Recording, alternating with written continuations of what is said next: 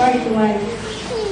Dun sa Colossians 1:15, yung who is the image of the invisible God, the firstborn of every creature. Yun nga, na naging tulad last example ito. Sabi, si Jesus, sino ang panganay, before the foundation of the world, ang panganay sa kaisipan ng Diyos ay si Cristo. Pero bakit unang kayo si Adam? Bakit si Adam ang sinilay si Cristo ang panganay? So, ibig sabihin, sa likuran ng Diyos, sa sinapupunan ng Diyos, may malalan siyang plano o sa logos niya, may plano o may dahilan siya sa lahat ng bagay kung bakit si Adam ang nauna. Kasi yung sinabi na si Jesus Christ ang dahilan, bakit na lang si Adam, si Jesus Christ ang dahilan kung bakit may pag-aasawa sa mundo, at si Jesus Christ ang dahilan kung bakit tinatag ng Diyos ang pag-aasawa. At ang purpose ng Diyos sa pag-aasawa, hindi ka mag-aasawa tapos na, marami, may anak ka, hindi din nagtapos ang pag-aasawa. Sabi niya, ang pagsabi mong magparami, hindi pa tapos yun. Ang purpose ng Diyos, makita natin na kaikasal tayo ni Cristo. Spiritually. Sabi dun sa yung, ano bang verse nun? Yung figure out, who is the figure he must to come? Sino yung darating? Sino yung darating na pinifigure out na sabi daw na pinifigure out na darating? Sabi, yung figure out doon, si Adam, nung time na nasa Garden of Eden, pinatulog siya ng Diyos at kinuha niya yung babae sa tadyang, yan na si Eva. Kung pupunta naman tayo kay Cristo, si Cristo din, nung napako sa krus, nung tinusok yung umano kanyang tagiliran, sabi sa 1 John 5:8, na may lumabas sa kanya. Lumabas sa kanya yung dugo, tubig at espiritu. Na sabi dun sa 1 John 5:8, and there was three that bear witness in the earth and spirit and water and blood. This is the three everyone. So hindi yung Trinity hangin ng Diyos na ipatotoo sa langit at dito. Kundi ito yung patotoo na may tatulong yung patotoo sa lupa. Ito yung nga yung dugo, tubig at espiritu. Nasabi daw, hindi siya tatlong persona, kundi ito yung ang Diyos ay nag-isa, ang tatlong ito ay sangkap ng buhay. So, ito yung tree of life. So, ito yung nagbibigay buhay. Kagaya ng isang bata, pag pinanganak ba, sa isang babae, nag-deliver siya, kung nalabas tubig, tapos dugo, at saka yung buhay, ito. So, itinitip din siya sa panganganak. Tapos, dito, tinitipon din si Jesus Christ sa kaya, sabi niya, kaya may pag-aasawahan, kasi sabi dun sa galing na ako dito. sabi sa Ephesians 5:32, this is a great mystery that I speak concerning Christ and the church. So, yun yung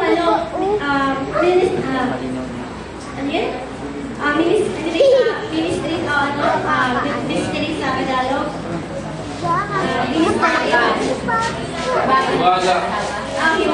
Hiwaga ng pag-aasawahan. Yan ang hiwaga. Tapos sabi dito sa 2 Corinthians 11:1-2, who God equal to bear with a title in my fully and birth me, for I am jealous over you with godly jealousy, for I have espoused you to be husband, and may I present you as a chaste virgin to Christ. So, sabi din ng kahit ni Pablo na sabi niya, pinagkasundo tayo kay Cristo na magiging asawa. Yun yung dahilan ng whole creation ng Diyos. Sabi niya sa Ephesians, di ba? Witness 3. So, yun ang dahilan ng Diyos sa creation niya. At yun ang dahilan kung bakit may pag-aasawa sa mundo. Kasi kung ito sinasabi nga, sa mga karaan, na kung ang purpose naman ng Diyos magparami ng tao, pwedeng gayahin yung pag-create niya sa anghel, pwedeng gayahin yung pag-create niya sa bakterya na pwede siyang dumami, walang male and female. Pero bakit ginawa ng Diyos na male and female? Kasi may hiwaga na siya sa iglesia at sa tao at saka sa kay Cristo. Sa iglesia at kay Cristo. Yun. Tapos, bakit pinili, yun nga, sabi ko kanina, bakit pinili ng Diyos ng male and female? Kasi nga, sabi doon, para magparami sa kanyang larawan. Sabi yung larawan na yun, na sabi niya, may typology din siya sa Old Testament, si Boaz at saka si Ruth. At saka si Solomon din, marami siyang asawa, pero yung marami niyang asawa, yun yung nagkasala siya sa Diyos, kasi nakalimot siya sa Diyos. ano siya, nahiwalay siya sa Diyos. Sabi niya, lahat ng history na makikita natin sa Bible na may tepatol sa pag-aasawa, hindi yan accidentally nangyayari. Yan ay pinasulat ng Diyos. Yan ay pinasulat ng Diyos kasi may isang dalawin siya. Dahil yan kay Kristo, sabi. Dahil kay Kristo yun. Kasi si Kristo, sabi niya, minsan nahiwalay din siya sa Diyos. Maging si Adam, nahiwalay din sa Diyos kasi dahil sa atin. Mas nung namatay si Kristo, di ba, may sinabi siya na Diyos ko, bakit mo pinabayaan? Yung time na yun na nakaranas siya ng pagkawalay sa Diyos. Sabi dito sa kung kay Adam naman, may nangyari sa kanya, nawalay siya sa Diyos nung pinagtakpan niya yung kanyang asawa. Yun. So, first Timothy 2:14, and Adam was not deceived, but the woman being deceived was in the transgression. So, sa Adam, hindi siya nadaya. Pero baka sinabi doon siya yung nagkasala. Kasi yung pagkakasala niya, is sinadya. Sinadya na yun, nag-disobey siya sa Diyos. Mababasa natin yun sa Romans na ang pagsaway ni Adam sa Diyos ay sinasadya niya. Pero hindi siya nadaya. Sinadya yung pagkakasala niya. Bakit? Kasi bakit niya sinadya yung pagkakasala niya dahil sa pagiging niya kay Eva? Kaya niya sinadya yung pagkakasala sa pagmamahal sa kanyang asawa. Hindi niya matanggap na si Eva yung matay, mawalay sa kanya.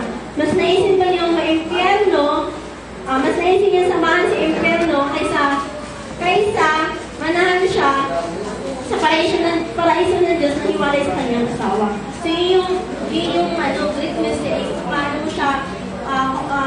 paano mo maiisip yung sa pag-aasawahan. Yun yung tunay na pag-aasawa. Hindi nasama para lang sa laman. Hindi pagmamahal mo sa kanya sa salita na kasama sa Kristo. Tapos yan, may nalalaman yun nga yung pag-ibig ni Kristo sa atin. Pag-ibig ni Kristo sa Iglesia, kaya sabi doon na namatay siya sa krus para sa atin. Sabi, bakit kailangan ni Kristo mamatay? Wala na siyang kasalanan, pero bakit siya namatay? Dahil sa atin, dahil sa Iglesia. Nagkaroon siya ng kasalanan, pinagaw sa kanyang kasalanan ng Iglesia. Kaya sabi doon, kaya siya tumanggap ng kamatayan, kaya siya namatay. Sa ilan nila, hindi naman siya nagkasala, pero bakit doon, yung pagkakasala niya ay sinadya. Kaya sabi niya, yung relationship ng Diyos sa kanya ay nahiwalay siya.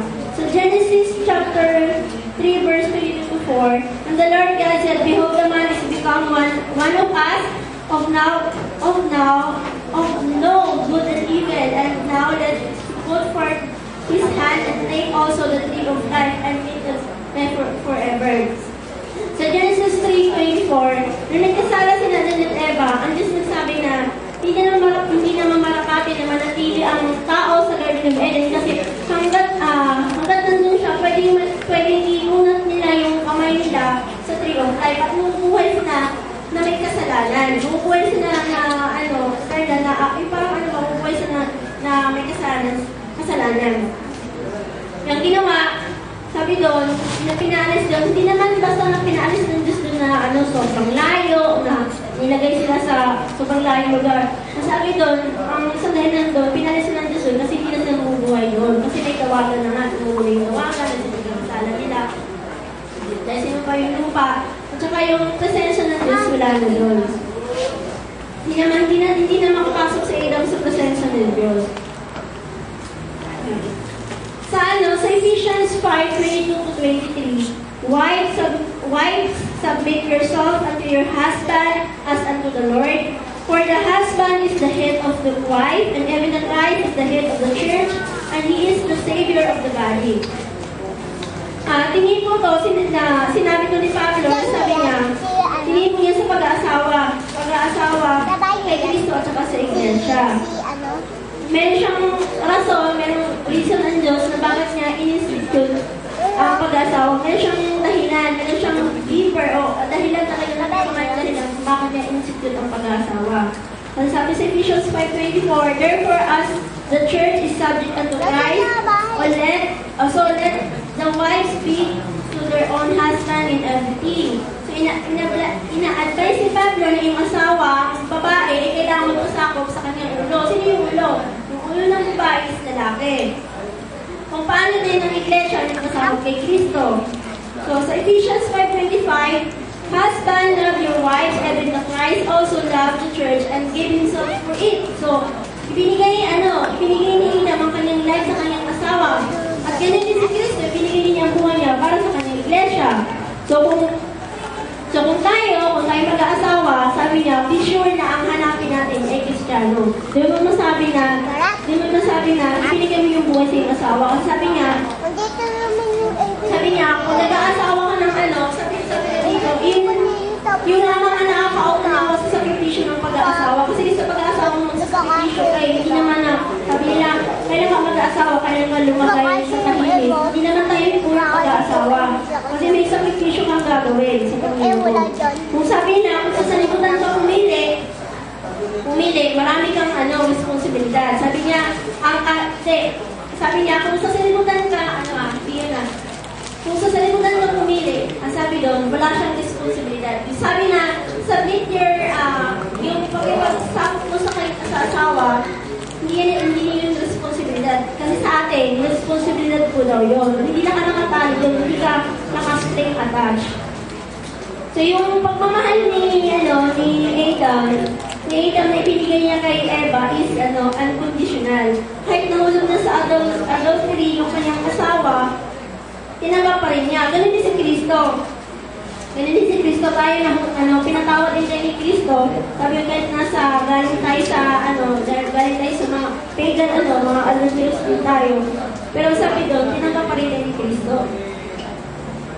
Sabi sa atin, sa pag-aasawa, marriage and divorce, kasi kasama dito eh.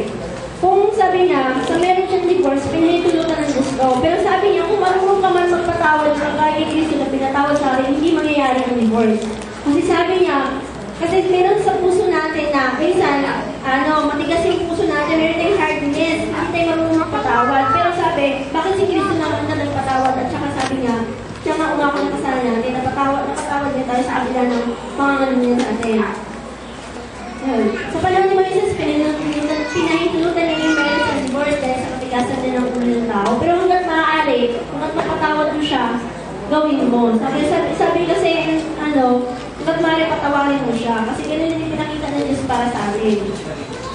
Si Kristo pinatawad tayo. Kasi sabi niya, bagamat galing niya sa pagpapatotot, sa pananampalataya. Pero sabi doon, yung sa galing niya sa mga maling aral, sabi doon, hindi ng Diyos na sa atin, hindi na pure yung pinita sa atin, hindi aral na. Pero bakit pinatawad pa rin tayo ng Diyos? So sabi sa Ephesians 5:26 that He might sanctify and cleanse with the washing of water by the word. So, ang paglilinis pala sa atin, ang kapag-sanctify pala sa atin, yung kasama yung hindi lang, mabautismuhan ka, kasama yun kasama sa paglakad, kailangan makalaga mo hugasan ka sa kanyang salita. So yun, sa pamagitan ni Kristo, may restore ang tao sa original na plano ng Diyos, na kung saan hindi ituloy sa panahon ni Adam. Sabi, yung na-differ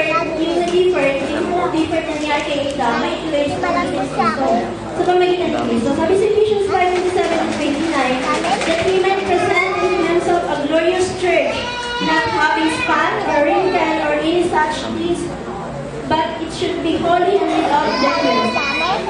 So all men will love their wives as their own body. So, kung gaano mo kamahal yung sarili mo, gano'n yung kamahal mo sa isang lalaki. He that loveth his wife, loveth himself. Yun. For no man ever hated his own flesh, but nourishes that cherishes it is even the Lord's church. So, kung paano natin nilagaan yung sariling katawan natin, sabi niya, kung paano natin nilagaan yung physical na katawan natin, dapat din, ganun yung sa pag-aalaga mo sa asawa. Kung gaano mo kamahal yung sarili mo, ganun yung pagmamahal mo.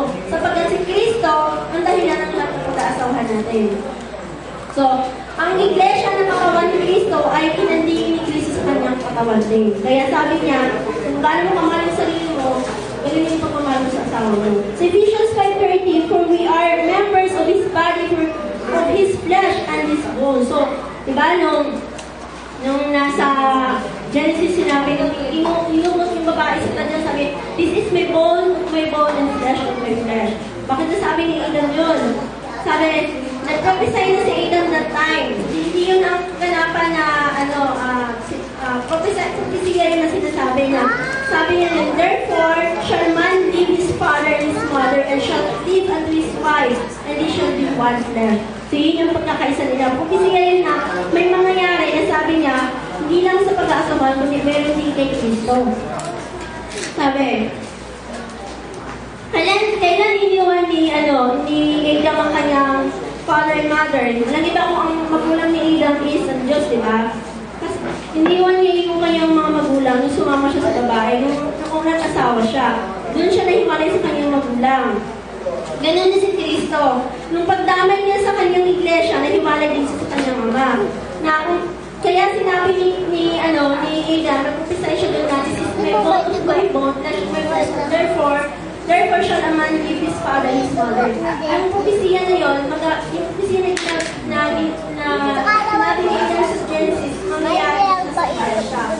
Sinasabi dito na, sabi sa 1 Corinthians 6:17, but he that is joined unto the Lord is one spirit. So yun yung sinabi na, one spirit, ibig sabihin ng one spirit, yung pinapropesya ni Adam sa Genesis, na this is my bone of my bone.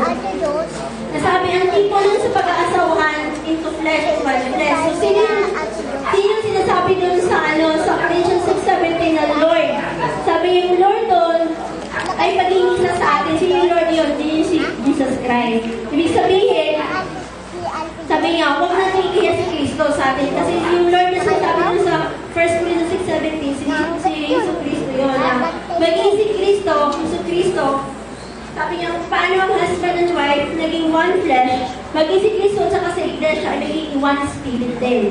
So John 17:21, that they all may be one, as thou Father art in me, and I in thee, that they also may be one in us, that the world believe that thou hast sent me.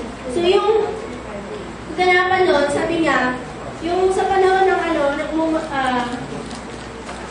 yun yung kaganapan ng pagiging isa. Sabi yung pagiging isa, nag-multiply siya, parami ng anak, ayon saan yung larawan ng Diyos. Yun na yung multiply, yung one, sabi niya, nagiging isa tayo, kung paano ang Ama nagiging isa kay Kristo, at si Kristo nagiging isa sa iglesia, sabi niya, yun yung purpose ng Diyos na sabi doon, yung multiply sa Genesis, yung multiply na hindi na naituloy, yung maging larawan ni Kristo na nangyari kay Jesus Christ.